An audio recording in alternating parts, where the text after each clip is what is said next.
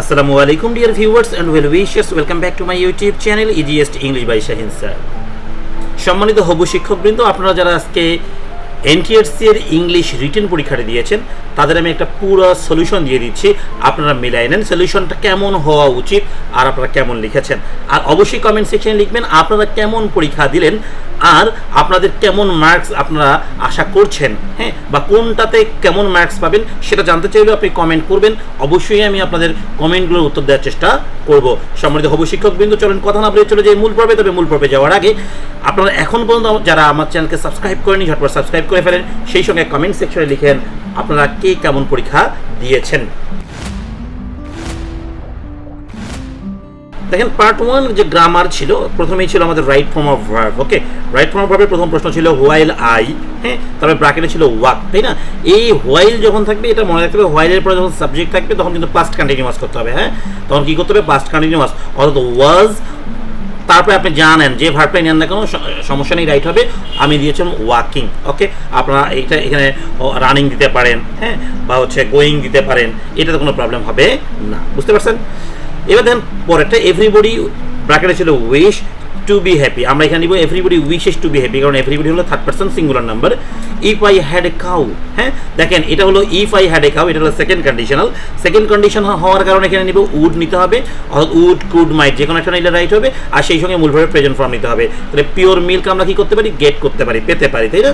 D number দেখেন, we reach the station after the train.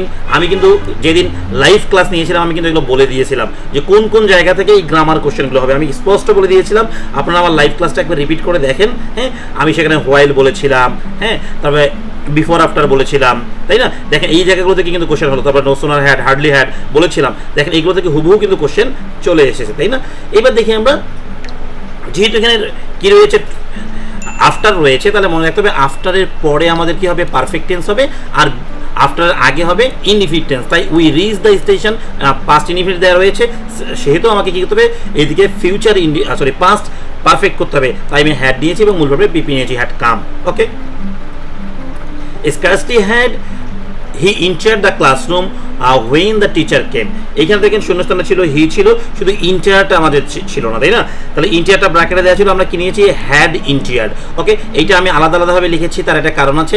আপনারা যদি কেউ এটার উত্তর শুধু হ্যাড ইন্টার্ড দিয়ে রাখেন তাতেও কোনো প্রবলেম নেই, হ্যাড ইন্টার্ড বা হ্যাড কাম। ওকে, বুঝতে পেরেছেন? তাহলে স্কার্সলি হ্যাড থাকলে কি, স্কার্সলি থাকলে কি যাবে? হ্যাড প্লাস মূল ভার্বের পিপি ফর্ম নিতে হবে। আচ্ছা, এবার 2 নম্বর দেখবো আমরা appropriate prepositions। হ্যাঁ, he assigned the task to me। ওকে, এখানে আপনারা কে কোন উত্তর নিয়েছেন একটু দেখে ফেলবেন। his action is contrary to his word। এখানে অনেকে আপনারা ফর ভাবতে পারেন, এখানে কিন্তু ফর হবে না। she was exempted from the fire। ওকে, এখানে অনেকে টু নিতে পারেন, এটা কিন্তু হবে না, এটা হবে exempted from। Okay, overrating tells on। Okay, overrating কি হবে? tells on, এটা tells upon হবে না, tells on help, মানে ক্ষতি করা। ওকে, she takes after her mother। হ্যাঁ, এটা takes এর সঙ্গে কি হবে? after হবে। ক্লিয়ার? আপনারা দেখেন এখানে কারা কতগুলো ভুল করলেন। আচ্ছা, এবারে আমরা দেখব 3 নম্বর যে কোশ্চেনটা রয়েছে, it does not matter if I fail. Interrogative করতে বলছে, তাই না? তাহলে অ্যান্সার হবে does it matter if I fail. এখানে কোনো সন্দেহ নেই, 100% রাইট এটা। এবার দেখি বি নম্বর প্রশ্ন ছিল, I care very little what he says about me. Negative করতে হবে, I do not care much. Okay, লিটিলটাকে আমরা কি করে দিলাম? মাচ। আচ্ছা, about what he says about me. Okay, 100% right রয়েছে answer. C number, there is no mystery so great as misery. এটাকে করতে বলেছে হচ্ছে কম্পারেটিভ, তো আমরা এইভাবে করতে পারি, misery is greater than any mystery. Okay, misery is greater than any mystery. কোনো প্রবলেম যদি কারো থাকে বা বুঝতে কোনো অসুবিধা হয় অবশ্যই প্রশ্ন করবেন, আমি কমেন্ট সেকশনের মাধ্যমে আপনাদের উত্তরগুলো জানিয়ে দিব বা সমাধানগুলো দিব, আপনি কি কারণে এটা ভুল হয়েছে আপনার। ওকে, ডি নাম্বারটা দেখেন, I am sure of her success in the examination। Complex করতে হবে, I am sure that she will succeed in the examination। ওকে, এটাকে কমপ্লেক্স করে দেওয়া হলো এই দ্যাট যুক্ত করে, তাই না? এবার ই নাম্বার প্রশ্ন রয়েছে, I was annoyed, হ্যাঁ, still I kept quiet। Simple করতে হবে, despite being annoyed I kept quiet। ওকে, তাহলে এই পাঁচটা দেখেন মিলায়ে কার কেমন হলো। এবার 4 নম্বরে যাচ্ছি আমরা, make sentences with the following idioms and phrases. Okay, তাহলে এই ইডিয়মস ফ্রেজ দেখে কি করতে হবে?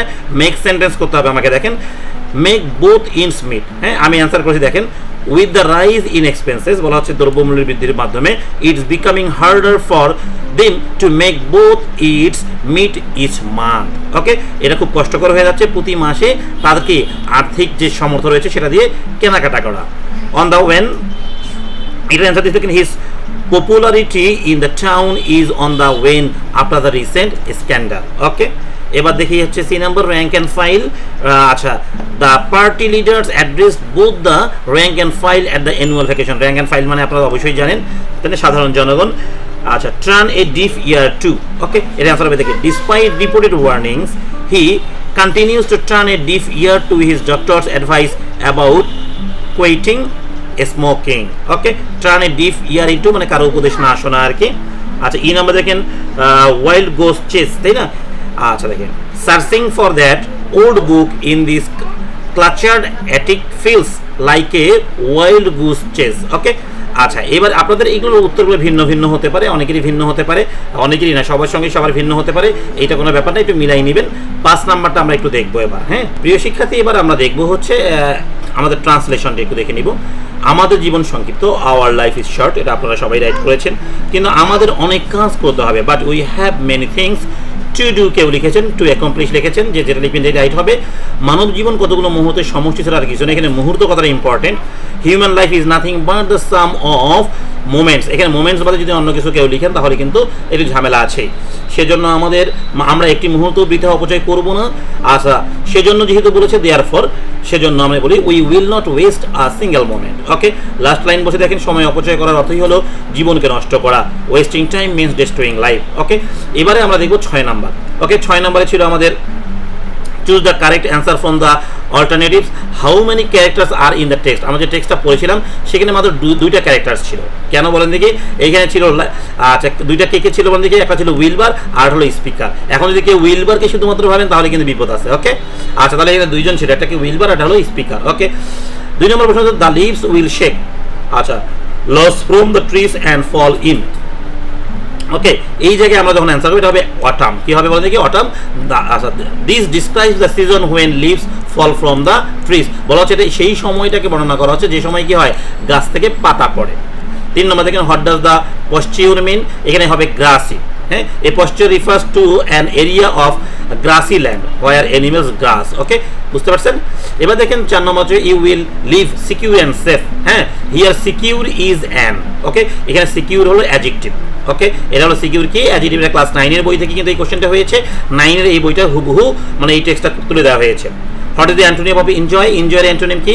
আচ্ছা, এটা অ্যান্টোনিম আপনাদের বিভিন্ন জনের বিভিন্ন হতে পারে, আমি দিয়েছি লথি। ওকে, আচ্ছা, সম্মানিত অবশিক্ষকবৃন্দ, এবার দেখবো আমরা প্রশ্ন উত্তর। এখানে যে প্রশ্নগুলো ছিল সেগুলোর উত্তরগুলো কেমন হওয়া উচিত, হ্যাঁ সেগুলো আপনারা কি লিখেছেন, হ্যাঁ বা আপনারা কে কোনটা উত্তর দিয়েছেন আমরা এবার একটু মিলাই দেখবো প্রশ্ন উত্তরগুলো কি হবে। হ্যাঁ, অবশিক্ষকবৃন্দ দেখেন আপনাদের যে টেক্সটে এসেছে এটা কিন্তু এসেছে কি থেকে?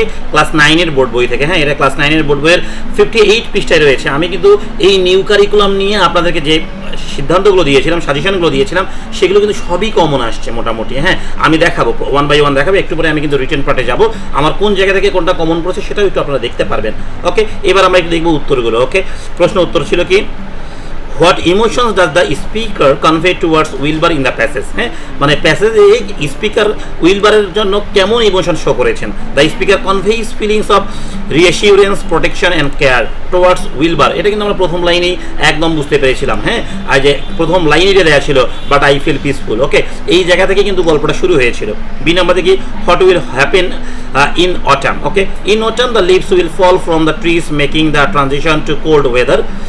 What does the frozen world and these precious days means in the passage? Frozen world refers to the winter season characterized by icy and cold, these precious days refers to the enjoyable moments that Wilbur will experience. Okay, এগুলো সুন্দর করে উত্তরগুলো আপনারা যারা লিখেছেন একটু মিলাবেন যে মূল তত্ত্বের সঙ্গে মিলছে কিনা। হ্যাঁ, তারপরে প্রশ্ন দেখি, what sense do the imageries of changing seasons, melting ice, returning birds and awaking frogs convey to you? Okay, দেখেন these imageries convey a sense of renewal, change and cyclical nature of nature. Okay, আচ্ছা, life এই জায়গাটা দেখবেন আমাদের জীবনের যে পরিবর্তনগুলো বা ঋতুর যে পরিবর্তনগুলো তার মাধ্যমে এটা বোঝানো হয়েছে।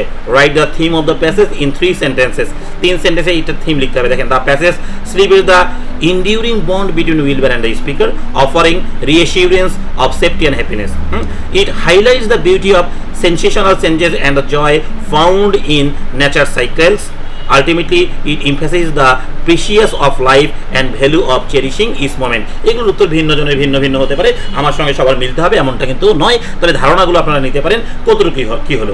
প্যারাফ্রেজে যে কবিতাটা এসেছিল এই কবিতার প্যারাফ্রেজটা আপনারা হয়তো আমার নোটস থেকে হুবহু কমন পান নাই, কিন্তু আপনারা যারা আমার নিয়মটা দেখেছেন তারা কিন্তু খুব ভালো করতে পেরেছেন আশা করছি, এবং অনেকেই অলরেডি আমাকে SMS করেছেন, টেক্সট করেছেন। হ্যাঁ, আপনারা সবাই এই জায়গাটা ভালো করেছেন, এবং আমি যে আপনাদের প্রবলেম সলভিং দিয়েছিলাম প্রথম ভিডিও আমার যেটা ছিল ওইটাই কিন্তু হুবহু কমন পড়েছিল। হ্যাঁ, ইন্টারনেট অ্যান্ড টিনেজার্স, ওইখানে আমার নাম ছিল হচ্ছে ওটার ওই গল্পটাতে নাম দেওয়া ছিল কি আমি আপনাদেরকে একটু পরে দেখাই দিচ্ছি। এটা আমার প্রথম ছিল এবং ভিডিওটা আপনাদেরকে আমি দেখাই দিচ্ছি মানে কোন ভিডিও থেকে এটা কমন পড়েছে।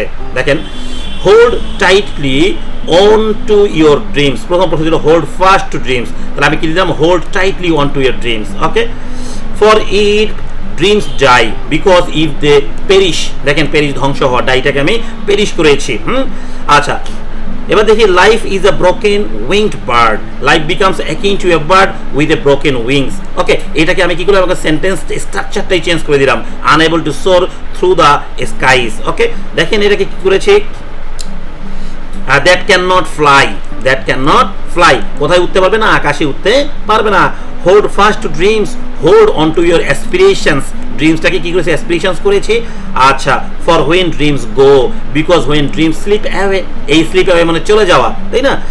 Life is a barren field, life resembles a desolate field. ওকে, এবার দেখেন ফ্রোজেন উইথ স্নো, আচ্ছা ইনভলভড ইন আইসি স্নো। আপনারা কে কেমন উত্তর করেছেন আমাকে অবশ্যই কমেন্ট সেকশনে জানাবেন, আমি আপনাদের সঙ্গে আছি। এবার হচ্ছে আমাদের লাস্ট কোশ্চেন ছিল প্রবলেম সলভিং। এই প্রবলেম সলভিংটা আপনাদের কোন জায়গা থেকে এসেছিল সেটা এখন আমি আপনাদেরকে একটু দেখিয়ে দিচ্ছি। দেখেন, আমি কিন্তু প্রথম আপনাদেরকে যে ভিডিওটি দিয়েছিলাম প্রবলেম সলভিং এসে সম্পর্কে, অর্থাৎ প্রবলেম সলভিং এসে প্রথম যে ভিডিও ছিল সেই ভিডিওতে কিন্তু এই প্রশ্নটা সলিউশন করা হয়েছিল, এবং আপনাদের শিটেও এটা ছিল, the internet has brought the world into our grip but it has created new problems for teenagers. দেখেন এইখানে কিন্তু ইন্টারনেট এবং টিনেজার্স এটাই হলো মূল গল্পটা ছিল, তাই না। এটাই যারা লিখেছেন, যারা আমার এটা মুখস্থ করে গেছেন তারা কিন্তু ফুল মার্কস, ফাটাফাটি একটা মার্কস তুলতে পারবেন।